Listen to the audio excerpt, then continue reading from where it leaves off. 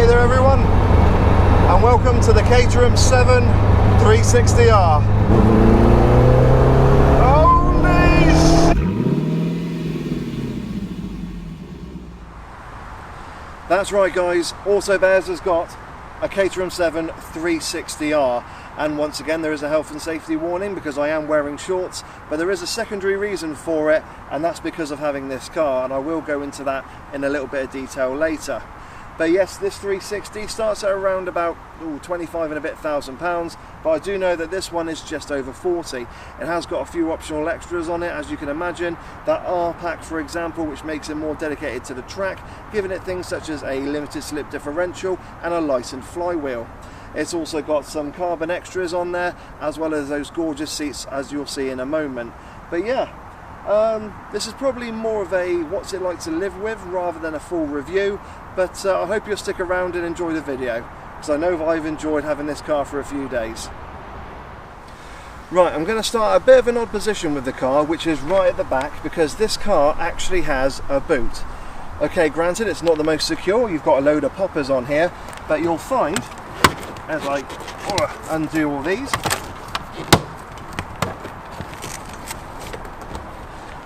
well, okay, firstly, you've got to take the roof out, and you've also got to take the second roof out,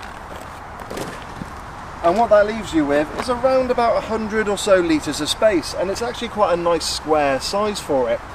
If you do put the full roof on, that does increase a little bit, as you can have objects kind of coming out of the boot, and they will be covered by that roof section. However, again, it's not going to be the most secure, but it does mean that there's an element of practicality to what is fundamentally a track day car for the road. So yeah, I was pleasantly surprised when I managed to get some bags in here when picking the car up. So yeah, well done Caterham, you've actually made a reasonably practical track day car. Beats the likes of, I don't know, the Ariel Latin for say. So, sat here in the 360R, it's exactly how you'd expect it to be. You're sat incredibly low to the ground, and although the dashboard is quite close to you, you don't exactly feel cocooned in. Okay, granted I have got the roof off. Now I know that's not what you're thinking. You're thinking, how the hell does a big bear like me fit in a Caterham in the first place? Well, I'll tell you one thing, I wasn't shoehorned in, although getting in and out doesn't exactly do your dignity any favours, but I will say this is the Series 5 version, which is a little bit wider and a little bit longer than the Series 3. So it does mean that big bears like myself, I'm 5'7" tall and 5'7" wide, can get to experience this car, and more people can enjoy it. I gotta say as well, the dash layout is absolutely wonderful. It's a mishmash of retro and modern. You got a carbon fibre dashboard, which is an optional extra, but I just love how you got a smattering of dials and switches, and it is very retro-like. I do love the little red push start button, and even the indicator switch, because there's no stalk behind the wheel, is a little switch on there. However, it doesn't self-cancel. Now I do know on other Caterhams that's incredibly loud when you set it off. However, this one has been set to silent, which has been a bit of a blessing when talking to people and passengers in the car. There are a few extras in here as well that I really do enjoy. So I've mentioned the carbon fibre, but you've also got these gorgeous seats which have made long journeys in the car very comfortable. And considering this is basically a track day car for the road, that was really hugely surprising, was how comfortable it is.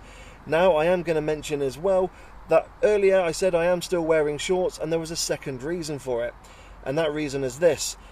This car does come with a heater fan, although you probably never need to use it, because the warmth and heat from the engine does actually come through the footwells and into the cabin. And let me just tell you this, that when I first picked up this car from Caterham, I had to do a 90-mile trip on the motorway on the hottest day of the year, touching 34 degrees Celsius, in a car with no power steering, no ABS, no traction control, no roof, no air conditioning, and yeah, the hottest day of the year, and that extra heat coming through. It was, and I'll put this politely, an experience driving it back, but it's not one that I'm going to forget. It actually is and feels like a very special car. Now I will say this car comes with a 5-speed manual gearbox, 6-speed, and there is on more racier versions a automatic version, or I think it's a Tiptronic version. However, that is very much a cost option there. But I've got to say, even with this little Momo steering wheel, it's an absolute joy to behold. And there are a couple of luxuries on here that have made a few people envious. And here comes the big one. That windscreen is heated. I mean, that feels like a Rolls Royce now. So before we get going, I just want to let you know that this version, the 360R, is powered by Ford's 2-litre Duratec engine. So the engine produces 180 brake horsepower, which means this Caterham is good from 0 to 60 in around 4.8 seconds. However, with a big Bab sat behind the wheel, that probably goes up to around 5.5, but that's still highly impressive. The other thing that's really impressive is just the way it does it, because it's just absolutely instant, and the noise from the exhaust, which is just over there, is incredible. This car definitely inspires you to put your foot down and just rewards you for it. So on that note, shall we go for a drive?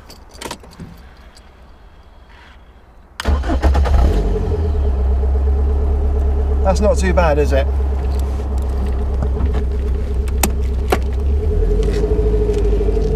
So, as this car has no power steering, moving it around at slow speed can be a little bit tricky.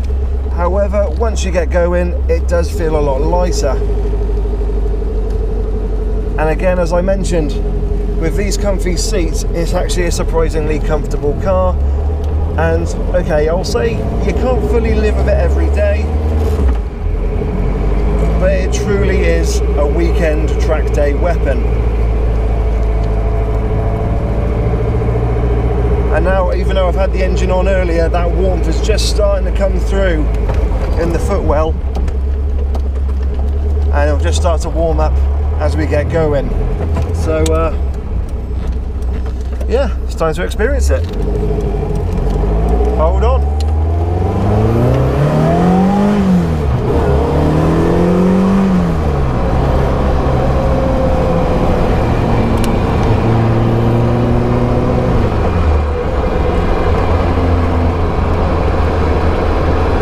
It's only got a 2-litre engine and 180 brake horsepower, which is kind of, well, you got hot hatches like the Civic Type R that produce over 300, but it's the way this thing delivers, and the fact that it weighs under 600 kilos, okay, a little bit more with me behind the wheel, means it is incredibly rapid. And it's just that noise as well. With the roof off, everything's really visceral and you can hear everything. And even at low revs there, you get the pops and the bangs from the exhaust. And here, even driving on a nice tarmac, yes, you can feel all the little bumps come through, but as I said, it's not really that uncomfortable. Yes, you're low to the ground, and that's the one big surprise. It's just how everything around here just dwarfs you. Having something like a Volkswagen Up, a little city car pull up next to me, God, I felt like an ant.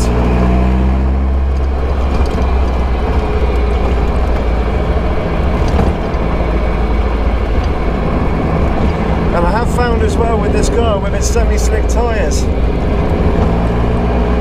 that they are incredibly grippy and they do inspire confidence. And I will say I've been quite unfortunate having this car over the duration I have, because it's been raining and I've been a little bit afraid to put my foot down. But even when the tyres are nice and warm, it actually grips incredibly well. It's incredibly impressive. So here we go, about to go onto a motorway, 70 miles an hour.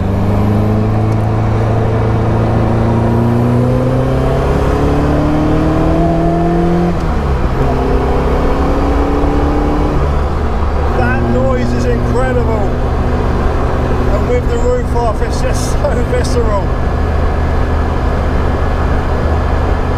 It really is an attack on your senses, but in a good way.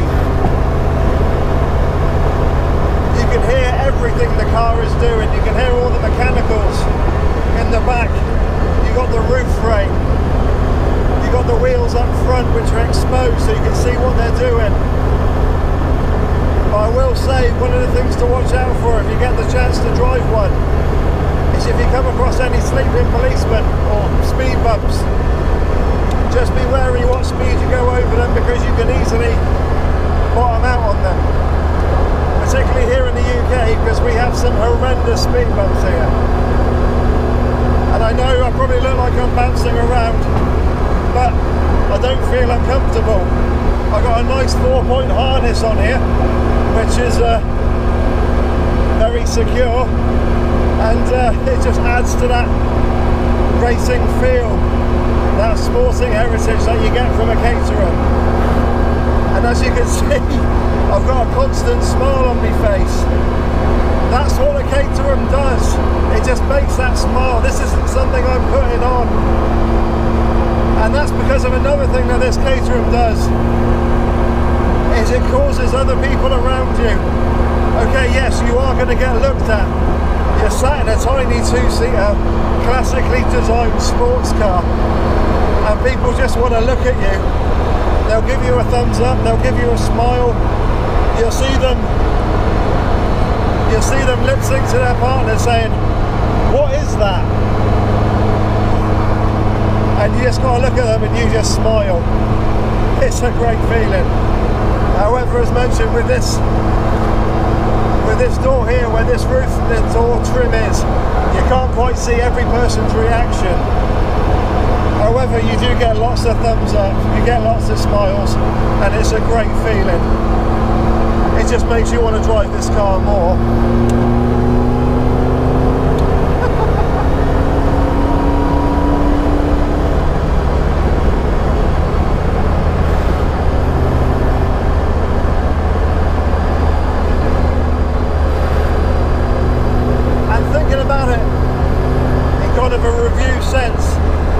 Compare it to rivals, and you really can't. Yes, there are other track day cars out there, but they just don't, they've got their own quirks to them, their own characteristics, and that's something that the Caterham has bags of, and that's character. Even if you go for the lowest type of Caterham, the bottom of the range, with only a 600cc engine to the top of the range 620, you'll have a different character from that car. Eva and Caterham call this the bare knuckle brawler, and you can see why. So how else can I sum up the Caterham 7 360R? I mean, there's only going to be one outcome to this car, and it's absolutely brilliant. It puts a smile on your face.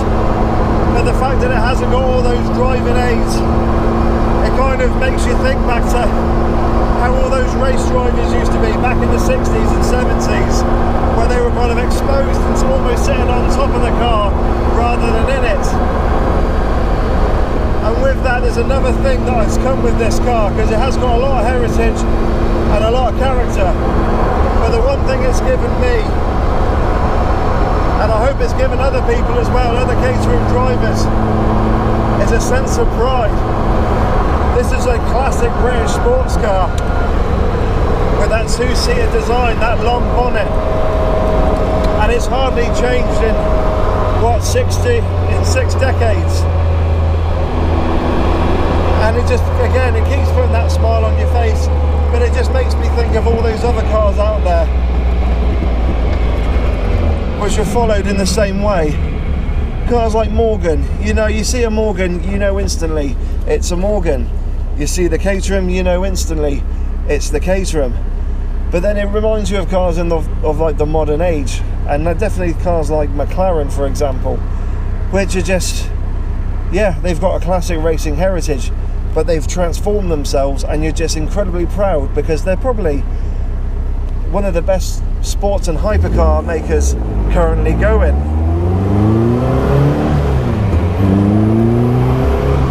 But other things have also brought that pride along. Those thumbs up that people give you that I've already mentioned. But also, you get other cars. I mean, I've seen one other Caterham whilst I've had this car, and we kind of stick our hands out of the roof and give each other a thumbs up. It's like the Caterham code. and it's brilliant. It's just, again, you get that smile on your face. So as I said, this video is more kind of a what's it like to live with a Caterham instead of a full-blown review that AutoBears have been doing. But I just want to let you know a couple of highlights I found from this car. And firstly, I mean, this is the first time I've driven a Caterham, and one of the big highlights is this engine. Revs all the way up to 8,000 RPM, and it's absolutely brilliant. It's just so loud and wonderful, and the fact that it revs up to 8,000 RPM, you do actually feel like you need to change early, because you can just hear it all the time. And I'm going to have to do another Honda comparison, and that's to the classic S2000, which again revs up to like 8,000, 9,000 RPM. And when you drive it, you feel like you need to change gears early, but you're not. You've still got like 5,000 RPM left to go. And it just means there's so much more pleasure to get out of the car. I'm going to be honest, I've probably experienced about 50 to 60% of what this car can actually do. And if Caterham will let me have another, either 360 or something else, I'd love to be able to experience this on the track and see what it can really do. See that racing pedigree come alive on the track and experience, well, probably not 100%, but if I could get to 80, 85, I'd be pretty happy. So yeah, that's a quick little nudge to Caterham. I want another one of these for a little bit longer, please, if you will, because it's an absolute hoot.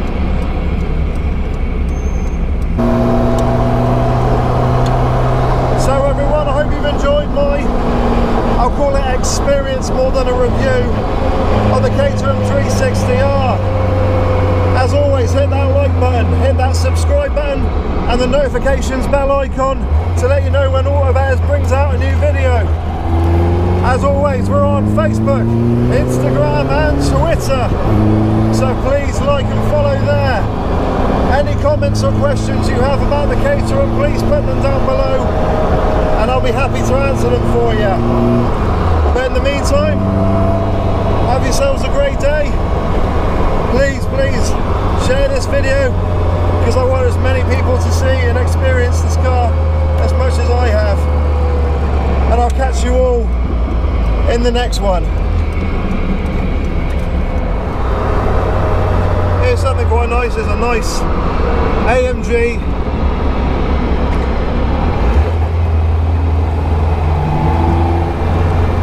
well, there was